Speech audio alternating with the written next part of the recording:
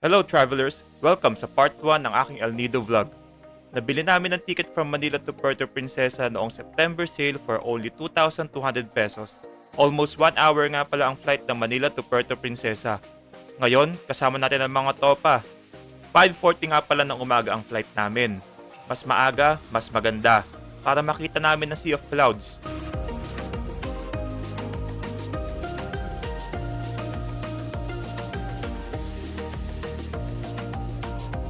After almost 1 hour, andito na kami sa Puerto Princesa International Airport. Binook nga pala namin ang van transfer sa Klook for only 5,400 pesos for 12 persons.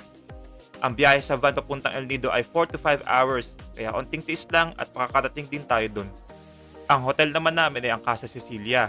Binook namin sa Agoda. 3,800 per person for 4 nights ang bayad namin.